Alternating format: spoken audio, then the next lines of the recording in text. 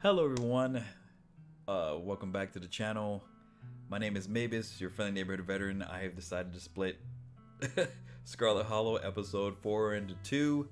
Please hit the like and subscribe button as we go ahead and get started with this. This is a very awesome episode. I thoroughly enjoyed it. I loved every moment of it.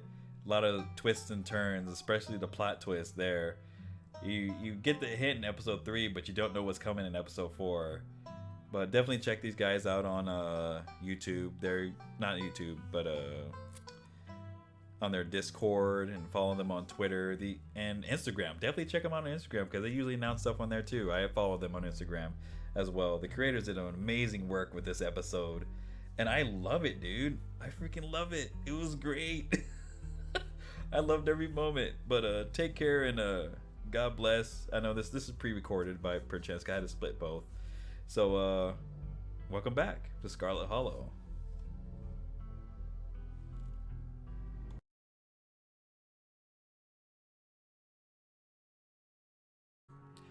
Would you like to see a recap before starting episode 4? Sure. Yes, but just a recap of episode 3. Let's see what last time we left off. There are 2 of them now. Are you ready to leave? Janie approaches from the far side of the kitchen. Tabitha remains between the 2 of you, impatiently tapping her foot.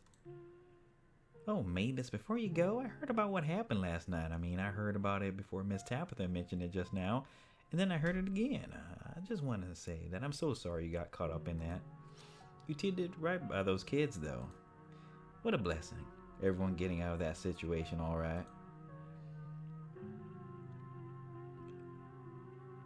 Morning. Is the new blend ready? Of course. Maybe if you'd like to keep Miles company, Tabitha and I will just be a minute. Excuse me. Wait, you're Mavis, aren't you? My name is Bo. I'm Duke's boy. It's a pleasure to meet you. The policeman told me you saw what happened to my daddy. Oh yeah. And with that, breakfast is served. We had breakfast with Tabitha. We got to meet the dog, which is the mayor. Key, not only is this mayor dog, but judging from the series of portraits lining the walls, every mayor of Scarlet Hollow has also been a dog. What a fun town. You can tell this dog is the mayor from his little sash and his fancy top hat. There's a regal air about him, almost as if he knows the position of authority he's been elected to. Before you can catch up to your companions, you're intercepted by a nervous man with a cross around his neck. It's hard to put a finger on it, but something compels you to dislike this man. Sounds like old Gretchen and the mayor may have some unresolved issues, wouldn't you say? I'm Pastor Daniel. I take it you're Mavis? Everyone's been buzzing about you. I'm so sorry about your aunt, but I'm sure she's in a better place now. If you'd ever like to discuss your beliefs, my door is always open. Oh, I forgot about this guy. The basement is what you might expect out of a tortured artist who spends all his time confined to his studio. Discarded canvases line its edges, while trash and sketches leak out from their piles in the corners of the room, hiding the bare cement floor. Ghoulish faces coat the walls in paint, sneering out at their creator. Your mom is so scary. She can be a little intense, kind of overprotective, which I guess makes sense. Anyway, make yourselves comfortable. You'll have to forgive the mess. I've been distracted lately. Haven't been cleaning much. Oh, and then the dinner. Oh, wow. Dinner is already laid out. Dinner rolls, spaghetti, and a light salad. Kanika anxiously picks at her food. Stella is nervously talkative, and Reese is suddenly quiet and tense, his shoulders tight as his mother perches on the chair next to his. Dr. Kelly eyes all of you with a sharp, fierce gaze. So, we were talking about maybe watching a movie sometime this week, while Mavis is still in town. We'll have to see how you're feeling. I can handle a movie, Doc. Yeah, we'll just sit downstairs in the dark. Reese is used to that. I'm sure he'll be okay. You're always overestimating how much you are able to do, Reese. This is why you keep getting sick. If I get sick, so what? It's not like that's never ever going to change. I'm sick every day. I'm not getting better. I don't want to spend the last few miserable years of my life holed up in the basement alone just because seeing my friends has been deemed too strenuous.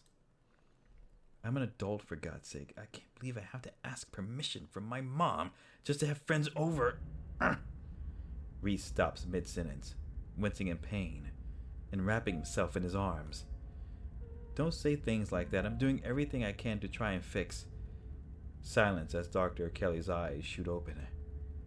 Reese? Reese abruptly pulls himself from the table and leaves. Hey, you're sooner here than I expected. Hope dinner went okay. Hey, hope I'm not too late. Have I missed any creepy paranormal stuff? Yo, everybody was there. Oscar and Kanika startle as the door swings open. Hold it!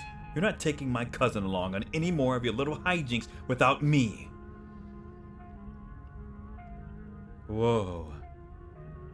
This is where I've seen it. It appears on top of the stain. Stella pulls back the carpet, revealing a hatch, the floor around it stained in reddish brown. I'm going for it. Wait, do you hear music?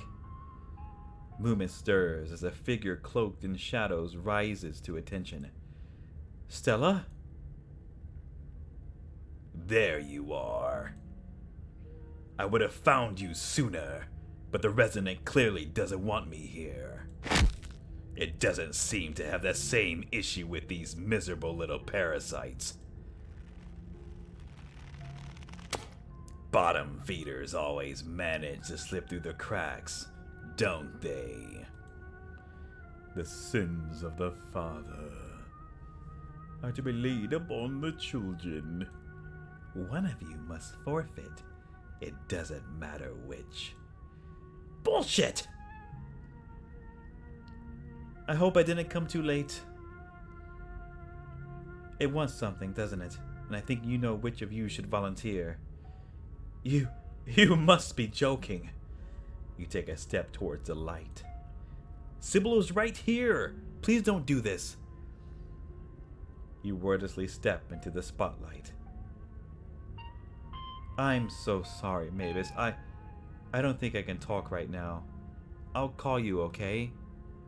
She hurries off down the road. Before I go, Sybil places a hand on your arm, holding you back for a moment. I'm sure you have questions after everything you saw tonight, and about what's happened to you, but let's not get into it here. I think everyone could use a little rest and relaxation right now, yourself included. If you swing by the tea room sometime tomorrow, say early afternoon, you and I can have a little chat. I'll see you then, Mavis. You don't even notice yourself entering the guest room and falling into bed. Suddenly, you're just there, buried under your family's musty covers. Before your thoughts can drift away to the nightmarish recollections of hours past, your phone buzzes on the nightstand. Hey, sorry I ran off earlier. Wound up in a really bad headspace. I care about you so much. So sorry you got hurt in there. Just need some time to get a handle on things. Sorry. The spirit of Charles Shaw Jr. has been put to rest at the expense of unknown years of your life. The specter of the night's events will linger over you for every day you have left. A grim reminder of the price you willingly paid for the crimes of a family you never met. Maybe it'll be easier in the morning. Maybe your joints will ache just a little less than they do now. Maybe you can still right the capsized ship of your now broken life. Or maybe things will only get worse from here. Or maybe things will only get worse from here. Wake up.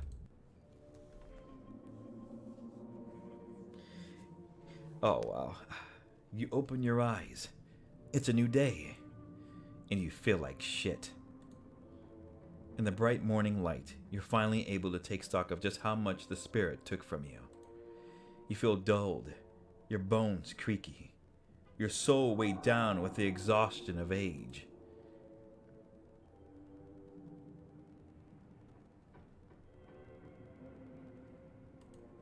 Maybe it was worth it. Who knows what would have happened had you left it behind to fester? Then again, who knows what will happen to you now that you've lost a part of yourself? An involuntary shudder runs down your spine. But your thoughts are interrupted by the buzz of your phone on the nightstand. Hey, just wanted to check in. Hope you're doing a little better. Also wanted to ask, have you heard from Stella? You check your messages. There's nothing from Stella. She messaged me last night. Seems like she just has some stuff on her mind she needs to work through. Okay, that's good to know. I'm glad at least someone's heard from her. But I'm still kind of worried. It's a little odd for her to just dip with everything going on. I know we haven't exactly gotten along, but we should meet up in town and look for her together, okay? Looks like you have your morning plans in order.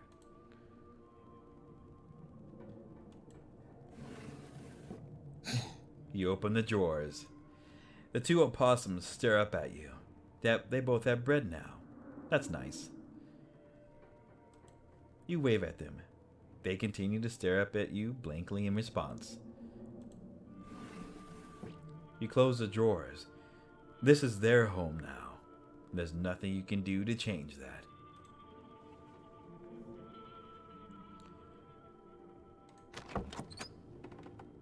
You make your way to the closet. There's no denying it. The doll moved at some point since your most recent visit. But your long dead relative's creepy doll isn't the only thing that's different. Someone was in here.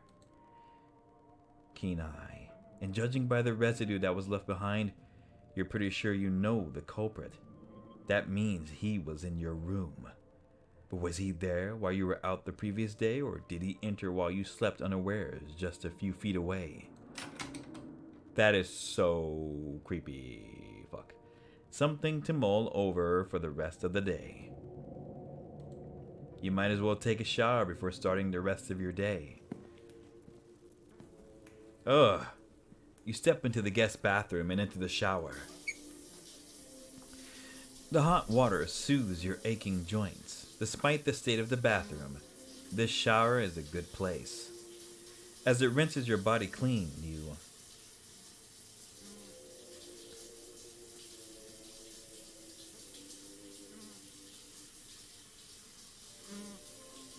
I have so many thoughts. I'll use this.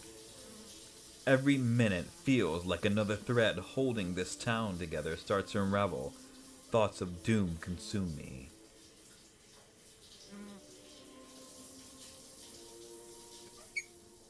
You're done here. You turn off the faucet and dry yourself off. You're done here. Yeah. Head downstairs. It's time to face your cousin. Or she's probably out and about. Oh. You find her in the kitchen. Her shoulders hunched in a tight ball of anxiety. They're striking. This week of all weeks. As if I didn't have enough on my plate already. Keen eye. Your cousin's posture is surprisingly relaxed for everything that's fallen on her plate lately. She must have something up her sleeve to deal with the miners. Mystical. Does it even matter how the strike plays out? Any resolution would merely treat the symptoms of the disease rotting the heart of Scarlet Hollow. For things to stand any chance of getting better, there is something deeper you still have to fully uncover.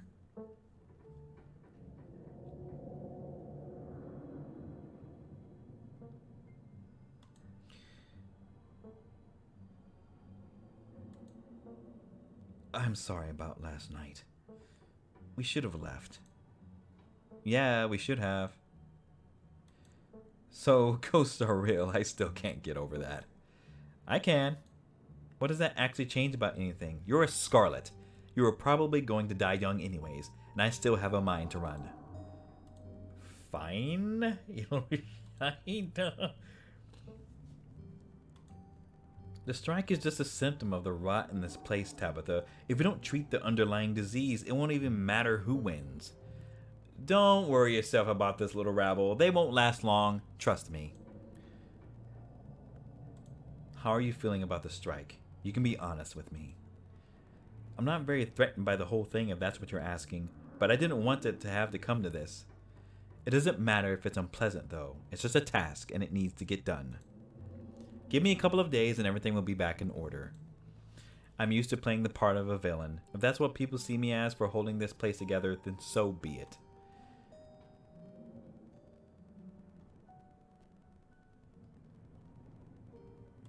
Do you know what the strikers even want? I haven't seen a list of demands. I'm sure it's just the usual. I promise you that if any one of them were in my shoes for a month, they'd be singing a different tune.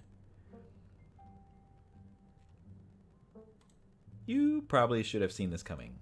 Who's to say I didn't? It wasn't ever really a question of if, more a question of when. Forgive me if I didn't expect them to walk out a few days before my mother's funeral. Couldn't even wait until Pearly Ann was in the ground. So that's why the ditchings are here. They were predicting the strike. Those doughy things we saw in the library yesterday. Look, I get it. That's weird stuff. There's weird stuff happening right now. But let's not muddy something as a mundane strike with the supernatural. They're two entirely different things. Okay. Have you heard anything from Stella? Kanika can't get a hold of her. No, but that's not exactly newsworthy. I'm sure she's just processing what happened last night. We weren't the only ones who were traumatized. You probably should get going, right? Yeah. I've dawdled long enough. Stay safe. No more hijinks. But let me know if you get in trouble, okay? Tabitha slips past you, her heavy boots thudding down the hall as she marches away to face her employees. Time to figure out the rest of your day. It's Stella's MIA. Who knows when you'll get a chance to eat? Who knows just how much your new affliction will affect your appetite? You make yourself a PB&J in anticipation for the long day ahead of you. And that's that. Come here, kitty kitty. Aw, head to town. It's time to head to town. You head through the front door and begin your trek to the town below. The birds sound different today, muffled, like your ears are full of cotton. The dull sun shines down on the surrounding wilderness, seeming to wash the color from the world. Oh, they're in the forest. Oh, I didn't see that. Oh my god. Oh my god. But you're adjusting. Already your body is starting to accept the change that has come over it, to accept that this is how things will be from here on out. Glimpses of pale figures dot your periphery. You haven't seen ditchlings in the middle of the day before. They're getting bolder. To your surprise, you find a familiar face making its way up the path towards you. Hey, I was just coming up to see you. Hope you were able to get some sleep after everything that happened last night. They don't say anything about your appearance, but you can see them take you in. The light of day revealing your new features clearly for the first time. You doing okay?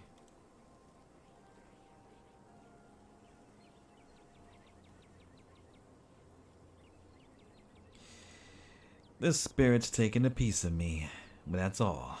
It's gone, but I'm still here. Very badass.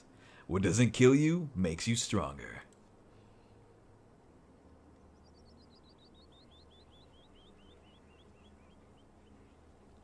I'm not playing with you. How you feel about the new day? Possession is the sort of thing that can leave a mark on a person's soul. Aw, thanks for asking about the state of my soul. I appreciate that. I'd be lying if I said it didn't have an impact. I kind of feel bruised all over, physically and spiritually. But hey, that's part of life, right? Nobody makes it to the end completely unscathed. I'm kind of thrilled that my new emotional baggage comes from a ghost instead of some boring normal trauma. Ha! Have you heard anything from Stella? I haven't heard from her, though we don't text much, and I haven't checked with Winnie to see if she came in for an early breakfast or anything. But if you haven't heard from her, that doesn't sound great. Seeing her like that last night was awful. She's usually so unflappable. There's ditchlings everywhere now, even though it's daytime. Avery turns to survey the tree line. I noticed a few on my way up. They're kind of funny, now that I'm getting a good look at them, with their scrunched up little Sharpay faces. So, should I be worried about these things?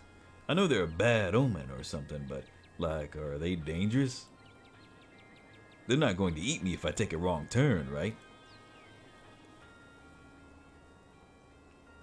I could tell him that. No, but you might get some eggs laid in your skin. You need only fear what they foretell. Okay, cool and ominous. As long as being eaten alive isn't on the table. Unless they're foretelling a zombie invasion or something with werewolves, in which case, I guess I'm stuck. I'm still stuck with being eaten alive. Kanika and I are meeting up to look for Stella. Wanna come? Absolutely. I told Winnie I'd be coming in late today, so I've got time. I don't know how much time, though. From what I saw this morning, the diner is hopping. It's absolutely packed with miners. They must be using it as a home base for the strike. Oh, by the way, there's a strike going on. I'm sure you already know that, though. I have to imagine Tabitha would have told you this morning. Let's head to town. Yeah, good idea. You and Avery start back down the path to the town. As usual, it's empty. Nobody around. Water! I need water, Patrick. Water! Woo!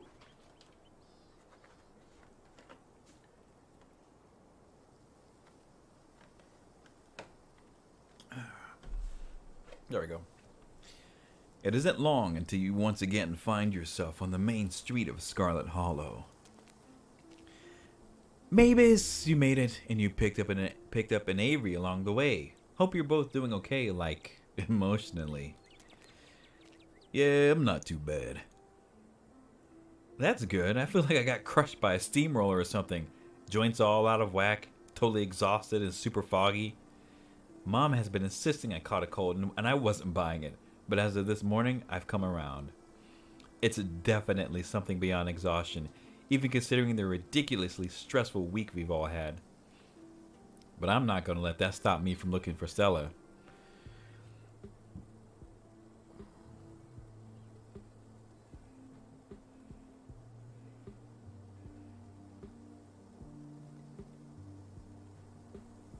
Oh my god, so many choices. Let's not forget that Wayne threatened her last night. You don't think he actually followed through on that, do you? I've been trying not to think about it. Does anyone know what happened to that guy? Some kind of accident or something? Mom says he's... Oh, yeah. Oh, who's speaking? Oh my god. Mom says he's sick, and I don't doubt that he is, but with all the weird magic stuff going on, I'm starting to wonder if it's a normal illness or something else. Okay, let's get started. I don't want to waste another minute. Where to first? Let's go to Stella's house. Okay, let's go to Stella's house. That's the first place to go to. Good place to start. Maybe she slept in. That's what I'm hoping. I would have gone already, but I was kind of nervous about doing anything by myself today, just in case I ran into yet another horror from beyond the veil or whatever. You're right. Keen eye. You make your way towards Stella's house. The door is as pristine as any old wooden door. No bloody handprints in sight. Any telltale sign of Wayne absent. If something happened here, it didn't involve him. At least, not at the front door. Kanika knocks anxiously on the door. Oh no. It creaks open. The interior is cold, and not just physically. There's an absence of joy in life that leaves only a chill behind. The chill of an empty house and the sobering dread that comes with the knowledge that your search won't end here. The house is quiet. The world outside muffled as you take a cautious step over the threshold into the muted air of the living room. No excitable pug rushes to greet you at the door, and you have a feeling that no Stella is going to emerge from the shadows to sleepily greet you. You seem to recall that Stella closed the door behind you when the two of you left for the library yesterday morning.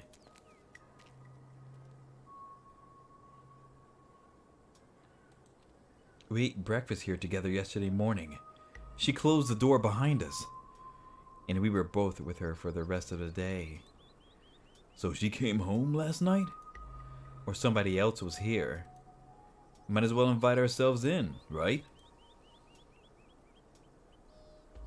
Yeah, we should go in.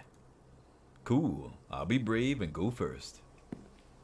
Avery casually steps over the threshold into Stella's house.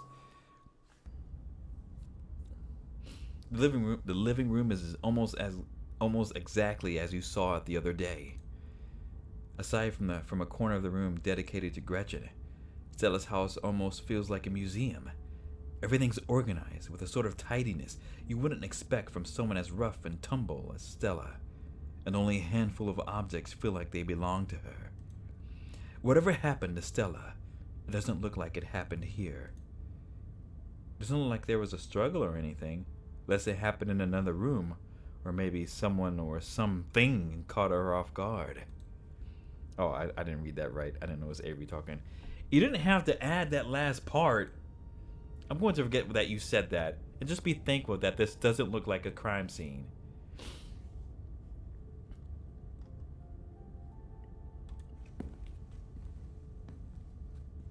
Stella's kitchen is messier than she left it yesterday.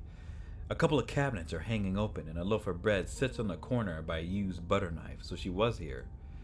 Keen eye, the crust of the bread has gone somewhat stale, but as much as you'd expect after being left out overnight. Whoever left it here left many hours ago.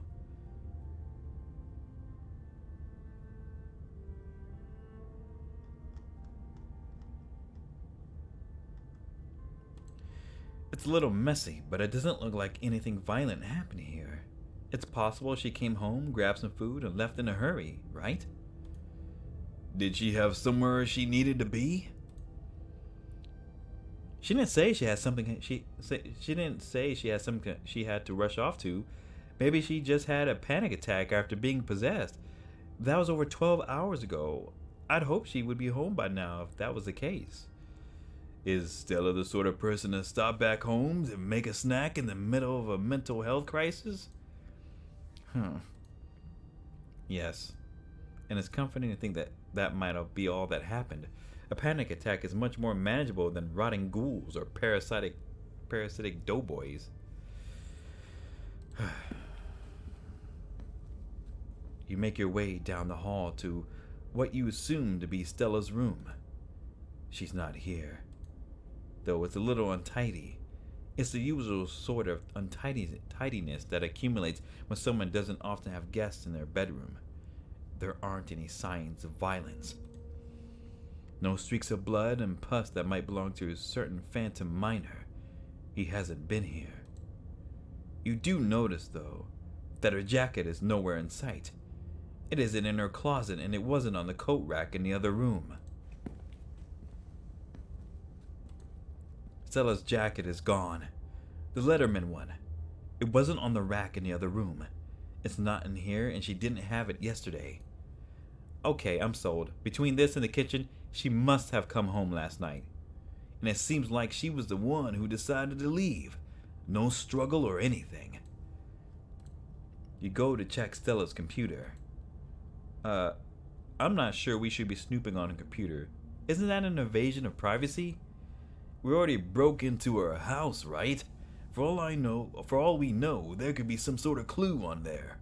Like a note detailing exactly where she is. We didn't break into her house. The door was left wide open. Well, maybe the computer was left open too. Exactly. If there isn't a password, maybe we're supposed to take a peek. Maybe we'll find the first note in an elaborate scavenger hunt she set up overnight. Okay, fine. But I'm going to stand over your shoulder the whole time and make sure you don't go looking for anything personal. Stella's desktop is horrifically cluttered. There are simply too many files and folders to fit on her monitor, and they overlap each other in a chaotic, multi-layered display. Whoa. How do we find anything on here? I'm suddenly a lot less worried about an invasion of privacy and a lot more worried about this being a complete waste of time.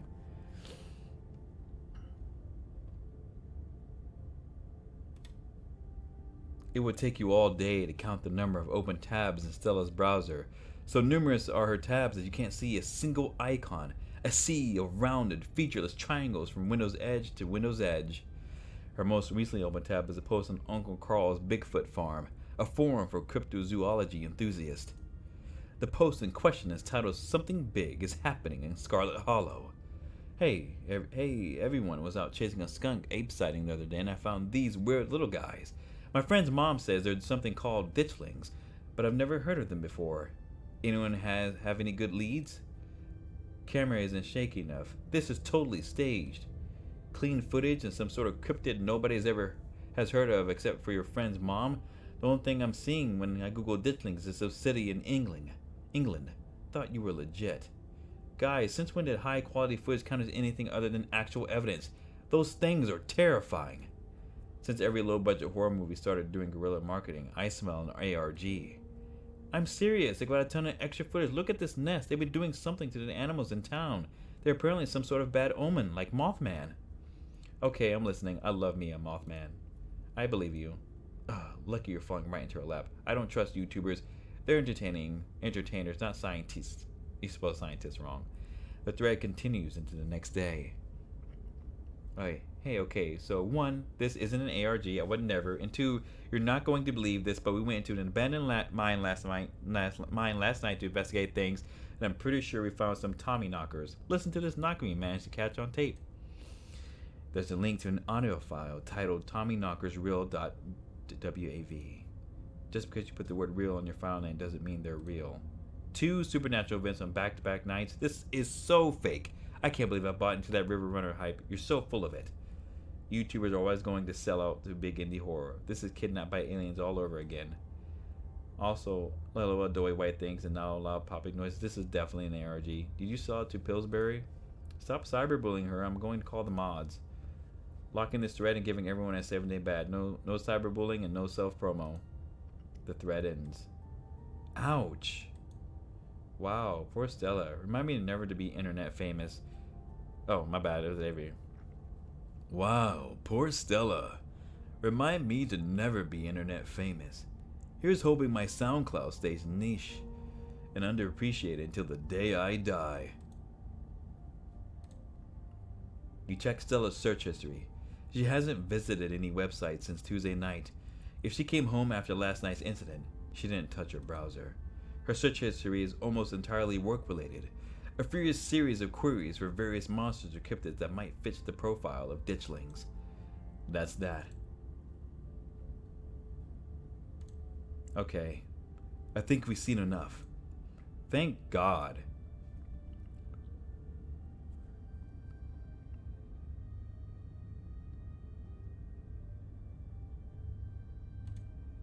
I love seeing someone's room before they had a chance to clean up for company.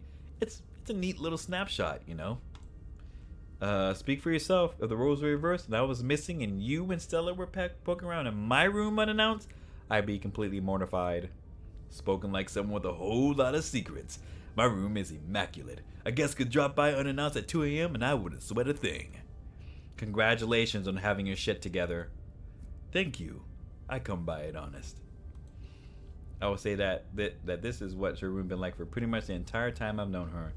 The only thing that's changed is the computer getting a lot fancier. I need to slow down.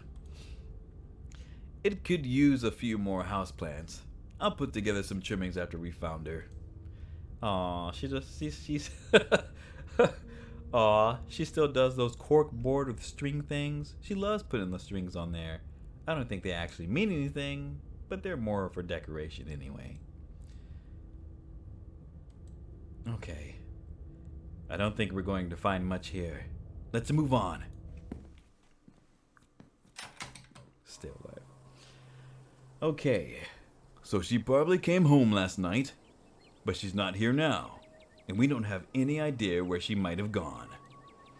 I thought I was overreacting this morning. I hope she would just be sleeping in. I can't believe she's actually missing.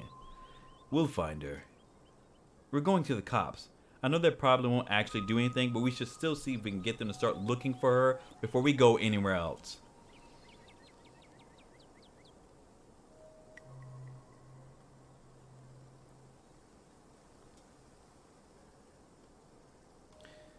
I'm supposed to get tea with your mom today. Maybe she'll have some ideas. My mom wanted to talk to you. She's probably going to give you some rocks or bundles for herbs or for protection or something. We can humor her. Let's do it. The bells of the general store chime welcomingly as the three of you enter. Kanika, there you are. You were supposed to stay in bed today, remember? And hello, you two. Hope you both recovered from last night's fiasco. Sorry, Mom. It's just that Stella's missing and Stella can take care of herself. Unlike you. You need better rest and lots of fluids. You don't need to go running around town spraying that cold of yours. Go on, get up to bed. I'll be up in a minute with more tea. I thought you had some kind of important thing to talk to Mavis about. I'm really feeling okay. I want to hear what you wanted to say to him. You're definitely not up for it after all that running around. And besides, I'll be doing a tea reading. Those always bore you to tears. Go on upstairs, sweetie. Kanika. Okay, you're right. I'm not feeling well. I should really lie down. Bye, Mavis. Bye, Kanika. Kanika turns and heads towards the stairs without saying another word. Kenai. Good thing Kanika has her mom looking out for her. She seemed so tired today. You'll probably be able to find Stella without her. Let's go. Wait, that isn't right. Is it? What? Wait, that isn't right. Is it? I'm so sorry to be a bad host, Avery, but I was hoping Mavis and I could do our reading in private. I'm sure Winnie needs help at the diner. Oh, you're right. I've totally left her on her own today. Fine by me. I wouldn't want to mess with your tea vibes. I'm sure those leaves are very particular. Oh, but before I go, I did want to ask. Are you a witch? As flattered as I am that you think I'm that magical, I'm just an old lady who likes tea and has a few unusual hobbies. Look, I'm just saying, doing stuff like reading tea leaves is pretty witchy as far as I'm concerned, but I won't push it. Though, just so you know, if you are a witch, you can totally tell us. We'd be cool about it. I'll leave y'all to your not supernatural private tea leaf reading. We'll catch you tomorrow, Mavis. They make their way out of the general store, disappearing down the street in the direction of the diner. Shall we? Sybil motions towards the tea room. We still need to talk to the cops. Please, have a seat. I'll bring you a fresh cup. Tea is life. You take a seat at the small table at the edge of the room. It's dark here, only a sliver of sunlight able to filter through the heavy curtains, supplemented by the bright growing lights over the bright grow lights over the plant in the corner. Sybil joins you at the table and places a cup in front of you. It smells light and citrusy, with an undercurrent of decaying earth. It's the same tea you sampled with Avery at the diner on Tuesday. I'll be able to do a reading once you're done. Until then, how about we just chat?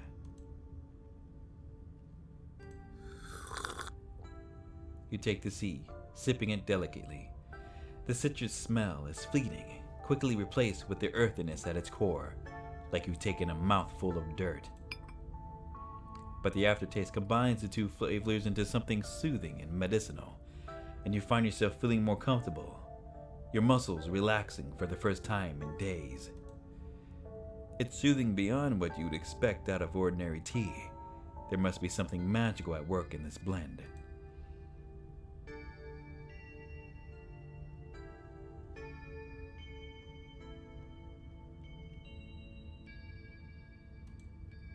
So, how'd you wind up in Scarlet Hollow? Oh, my family's been in these hills for a long time. That's how I know so much of the local flora. Everything I've learned was handed down from generations of hill folk. There hasn't always been a reliable doctor up here, especially not one most folks could afford. They have to figure out their own medicine. The other day you promised to tell me. What was it? Unsavory tales of my mom's youth? I most certainly did, though I might have been exaggerating it a bit for dramatic effect. I'm prone to do that. In a town this size, you get to know everybody, no matter what the age difference might be. Vivian was a little younger than me, which meant I always had a certain older sister instinct about her. Her family wasn't good to her. Pearly Ann was a lot like your great-grandmother, Edwardine, which is to say she was not a very kind woman. Similar to Tabitha, but with more social grace and considerably more hatred for her fellow man. But your mother wasn't a shrinking violet either. She was just as stubborn as any other Scarlet, so her family choosing her as their punching bag made her into quite the rebel.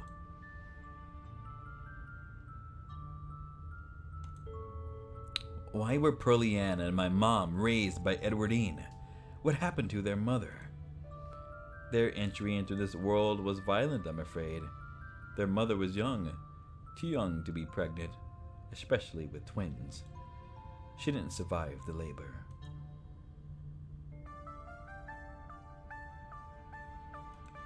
What happened when my mom found out she was pregnant? She came to me for advice. She was distraught. It was like she'd been handed a death sentence.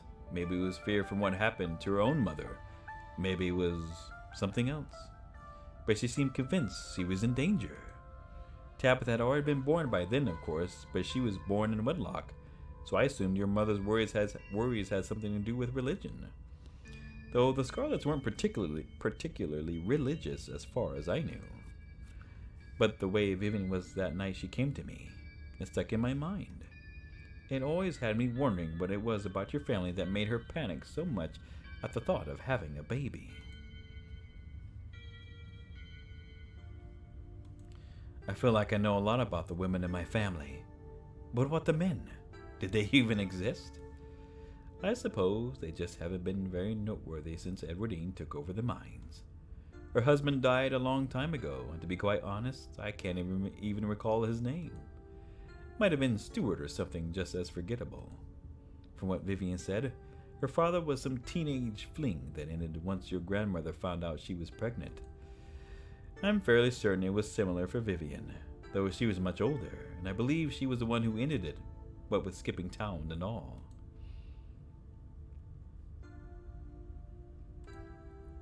What do you know about my grandma? I'm afraid there isn't much I can tell you. I think there were two in that generation. The eldest died when the girls were still children. Edwardine never spoke about them, nor did your mother.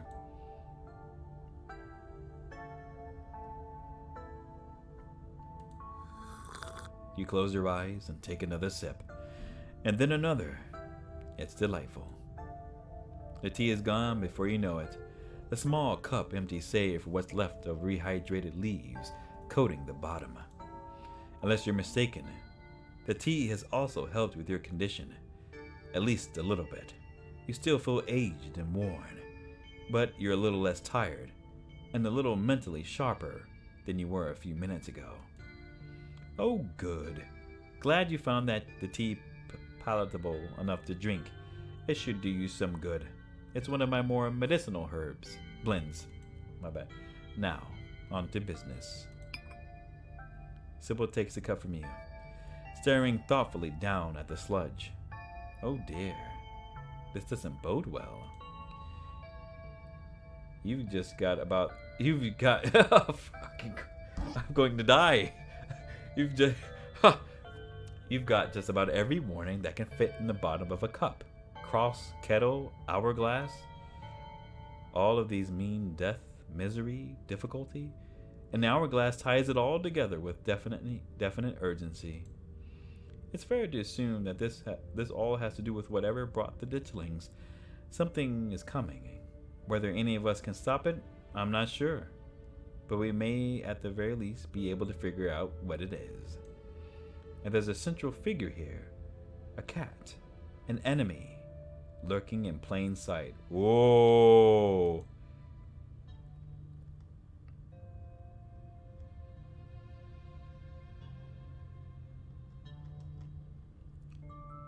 Let me see.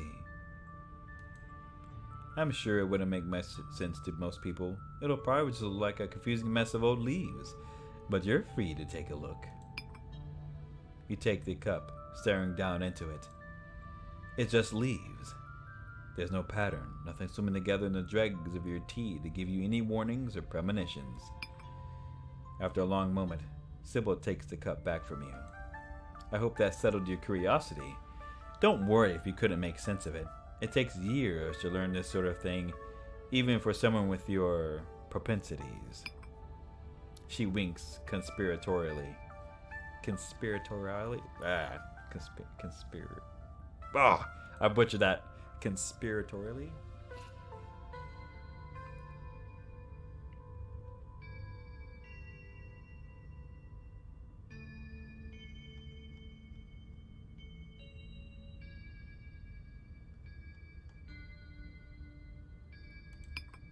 The cat could be Pastor Daniel. I'm just joking. There's something wrong with that poor young man, isn't there?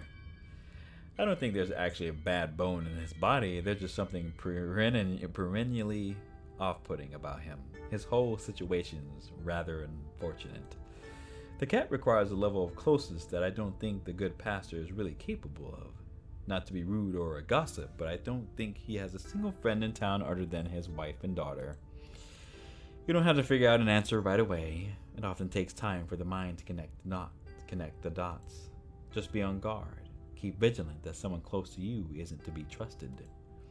We know from the ditchlings that something terrible is coming your way, and it's likely that it's connecting to some hidden enemy.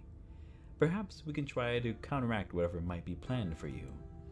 Judging by what you told me last night, those stones, carvings, seals, whatever you want to call them, I think it's likely they have something to do with this.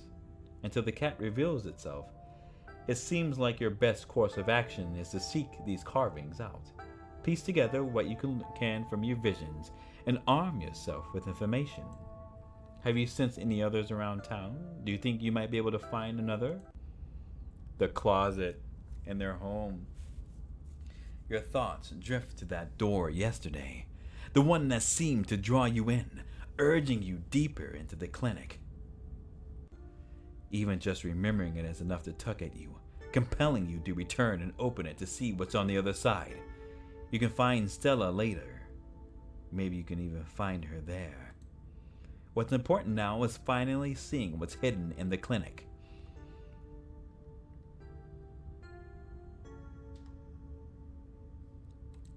I think I felt another in the clinic. That's good. If you can find your way inside and uncover another stone, that could give you a leg up on your adversary. You'll just have to be careful to avoid the doctor. Something tells me she won't take too kindly to you sniffing around her clinic. If I recall correctly, there's a hill that'll take you nearly all the way to the second story, and she never locks any of the doors up there. Just in case, that's helpful information. I think that's all the help I can offer. I hope this conversation has been illuminating, even if it just brought up more questions than giving any clear answers.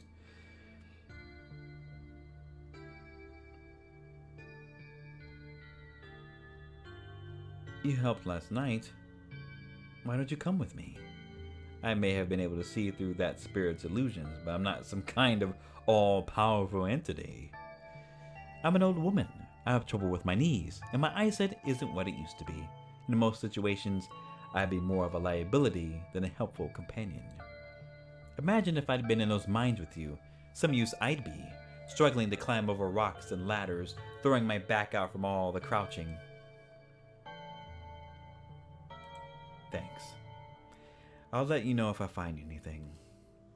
Glad to hear it. I hope all goes well, and I wish you luck. Hopefully you won't need it. Thank you again for humoring an old lady and stopping by for a chat. With a small grunt of effort, Sybil gets up from the table, and you're escorted back to the door. And remember, be careful who you put your trust in.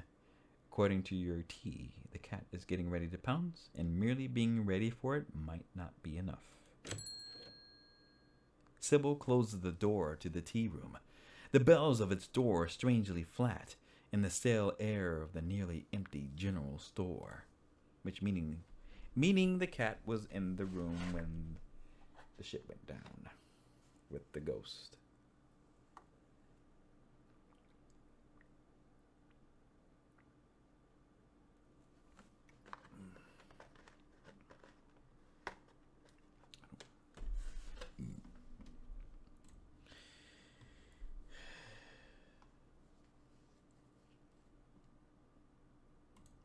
You see any weird rocks around town?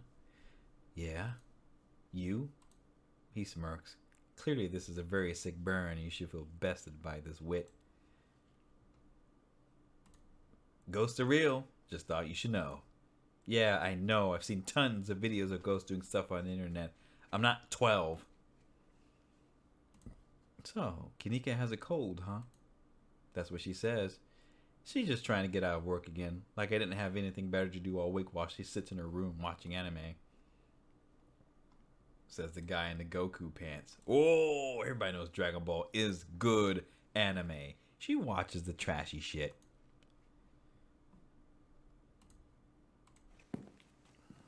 You're not going anywhere before checking in on Kanika. You make your way upstairs. You knock on Kanika's door. Mom, I really don't need any more tea. I think I'm just going to lie down for a while. I'm not your mom. Oh, Mavis, what's up?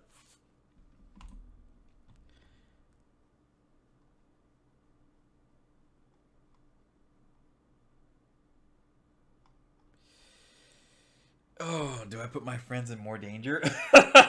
This is getting rough, dude. Choices. This is getting spicy. And episode 5 is not even out yet. Oh my god.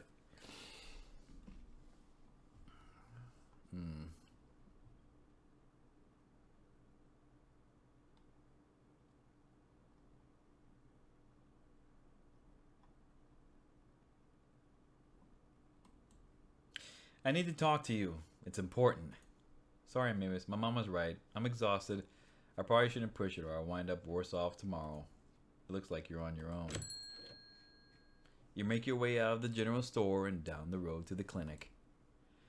Damn, you make your way up the familiar hill, past the rows of ragged houses that make up Scarlet Hollow's residential area. It isn't long before you find your...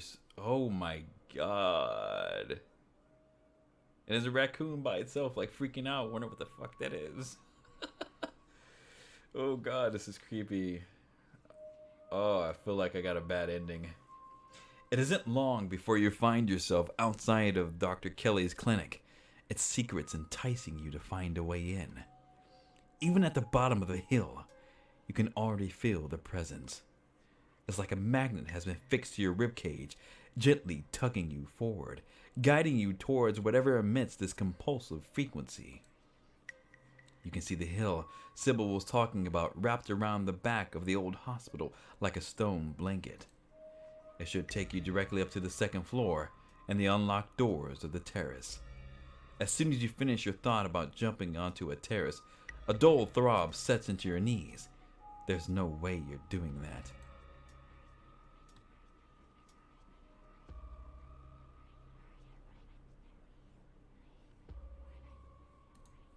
You've found at times that if you haven't wished to be seen, there's been nothing stopping you from remaining hidden. Graveyards, abandoned buildings, old tunnels.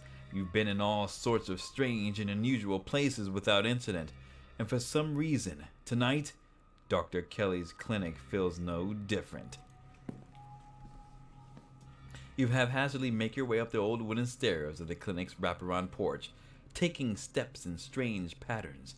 To an outside observer, you might appear to be drunk, but there's an unconscious method to your conscious madness. Even though you would be hard pressed to describe it, but there's no creak or moan of ancient wood as you make your way to the door. Silence. You push the door open slowly and slip in. You can see the doc at a desk in some room down the hall. She hasn't noticed you. You shut the door silently, watching her closely. You're in the clinic, free to explore as you please. Or rather, you're free to explore as you please. You can feel that odd sensation again, the nagging pull of whatever it was that wanted you to find it. You're here now, and it knows you're here. And you know exactly what it is. Another stone carving, eager to show you its secrets. You've been caught by its gravity, an overwhelming curiosity guiding you around a corner and towards a dark doorway under the stairs. It's been left ajar as if inviting you to enter. The lights click on. You're in the morgue. What the fuck is going on? What is going on? Why is the homeboy on the table? Mavis? He squints, seemingly unsure whether you're the same person he met yesterday. What are you doing in the morgue?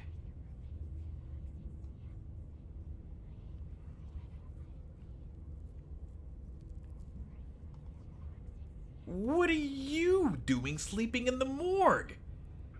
I'm sure it looks weird. It's not like I expected anyone to come down here. I was just, practicing. Rehearsal, if you will. Rehearse, you say. Good one. His words seem distant to you. The tugging is strong down here. You can almost feel yourself slipping into a trance. Your eyes wander to the back wall of the morgue. You need to see what's back there. You touch the wall.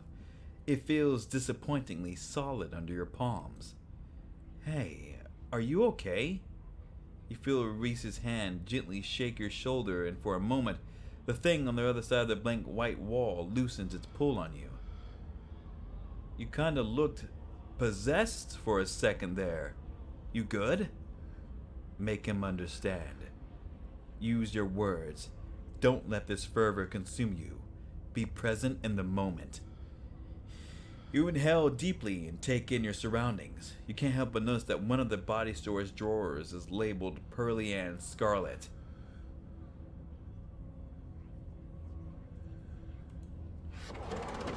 You step forward and pull out the drawer. So this is your Aunt Pearly Ann, cold baroness of the Scarlet Mines and the local she-devil that it seemed no one, not even her own daughter, was able to mourn.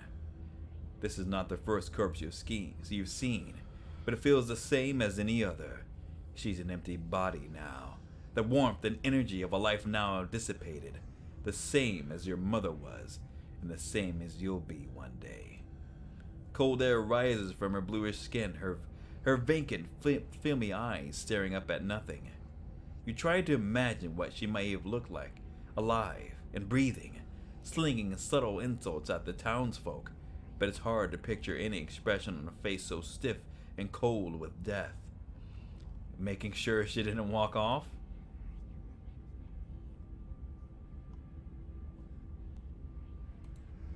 There's no need to make any comments here. Having seen what there was to see, you slide the drawer back in and close it.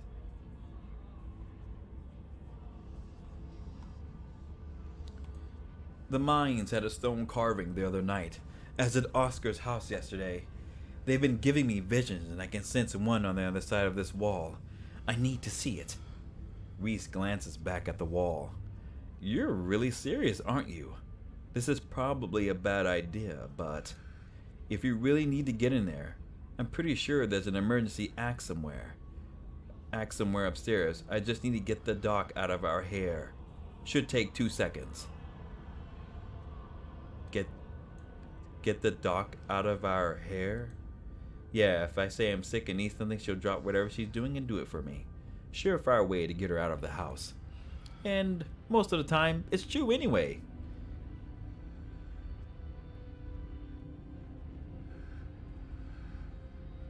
Doesn't that make her worry about you even more?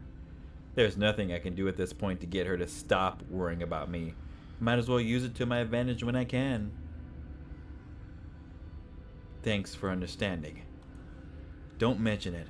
If there's anything I can do to actually be useful, I'm happy to help. Be right back.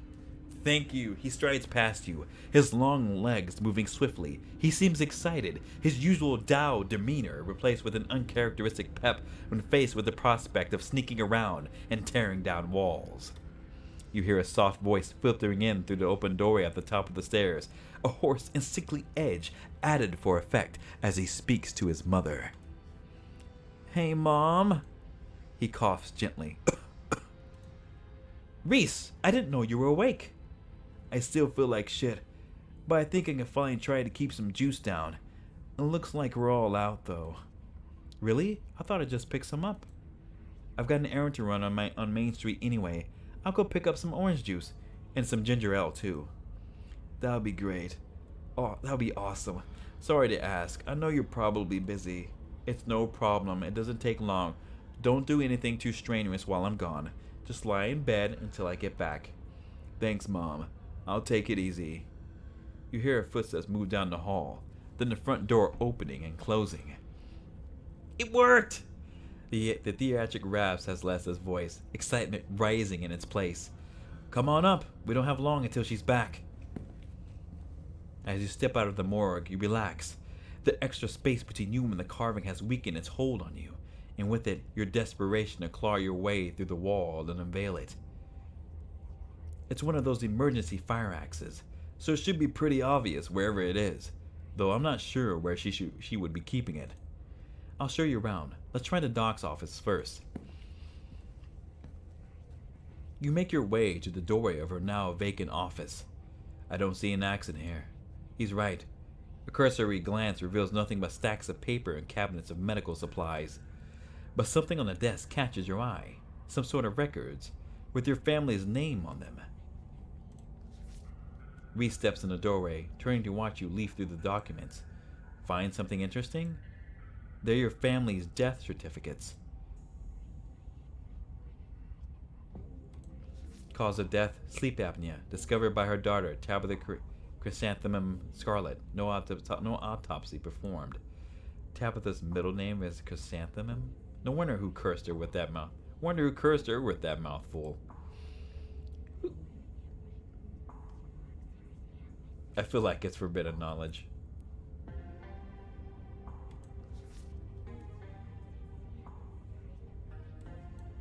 Pretty normal. Almost made it to 90. Died of a normal old person illness. Enoch Scarlet, born September. Fall from cliff. This one has a coroner's report attached. Organs sustained heavy impact injuries. Lacerations to neck and body consistent with fall from great height. Whoa, an actual autopsy report. Looks ancient.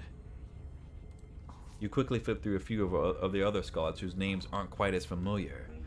Theodore Scarlet, cause of death, crushed in mine collapse, body not recovered, signed by his brother Enoch Scarlet. Joseph Scarlet, died June 6, 1944, both killed at Normandy in the line of duty. These must have been Edwardine's brothers. Fetal death, infant boy, Andrew Charles Scarlet. Mother Edwardine Scarlet. Cause of death, complications during birth. No doctor present. Home burial. Missing, presumed dead. Signed by Mother Edwardine Scarlet. Mary Bell Scarlet, age 16. Cause of death, complication during childbirth. Signed by her mother Edwardine Scarlet.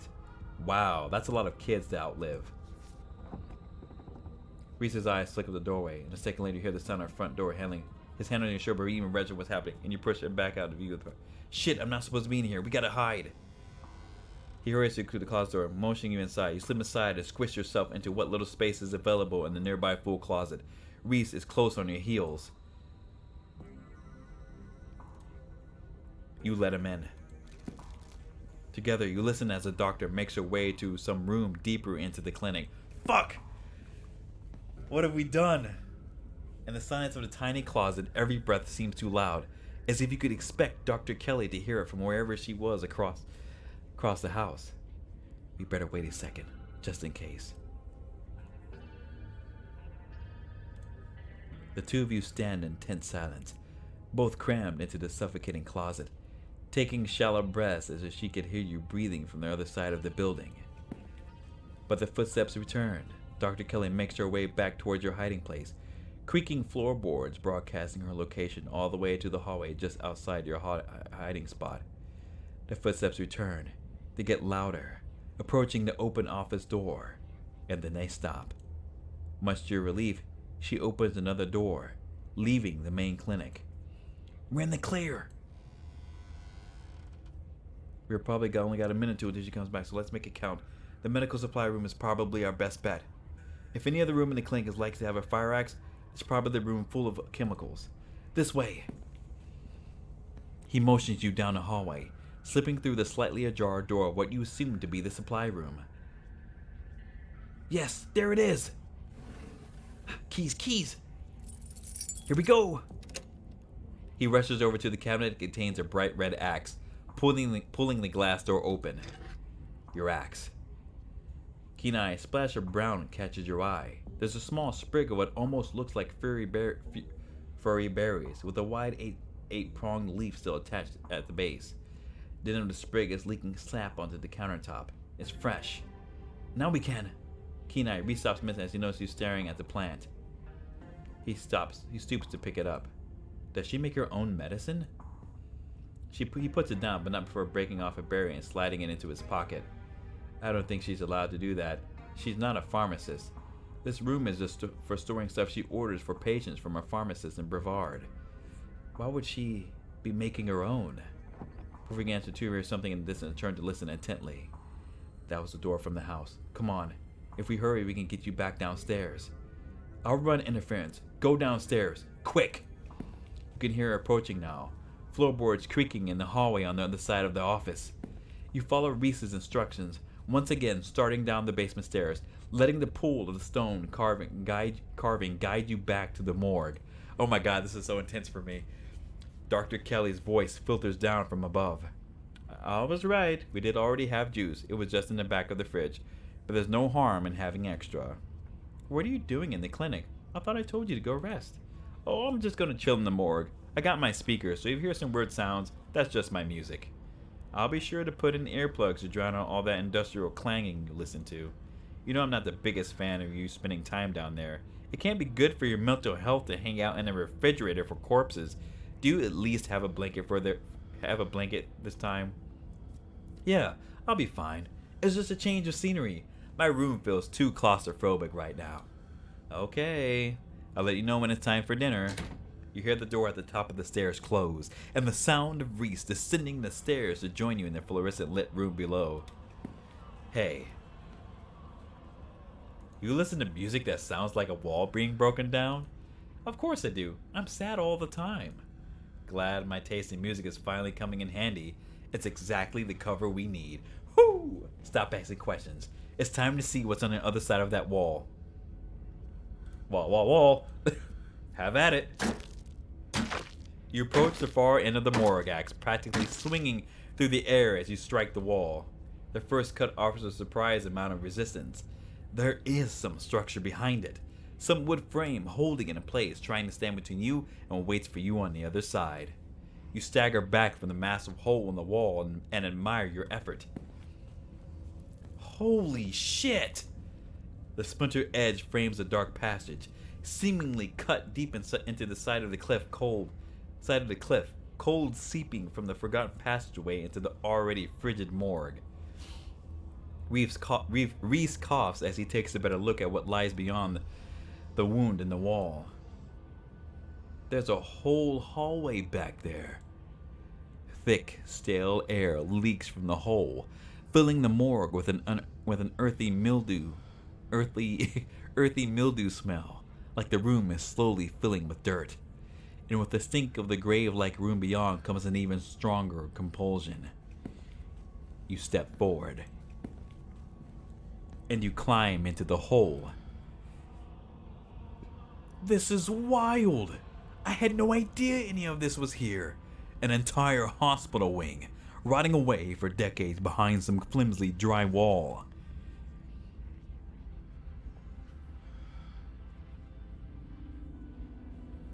I am probably going to pass out when we find this thing. Don't be too worried about me. I'll be fine. Thanks for the heads up. You step forward into the unknown. You don't bother to retrieve the axe. The final wall concealing the carving is rotten, water damage having eaten away at the wood over the course of unknowable years. The planks nearly reduced to sawdust. You tear into it. There's another carving. Enoch, I thought you weren't going to come. I was worried you'd leave me here forever. They said there's nothing they can do. I'll never use my legs again. Enoch, what am I going to do? Nonsense, Teddy. These doctors don't know what they're talking about. I've been doing my own research. I've found us an alternative. We won't have to worry about anything from here on out. I promise. I went to talk to the witch. A witch? But that's nonsense. It's all right. It's all sorted out. We're taking you home today and everything will be resolved by this time next week.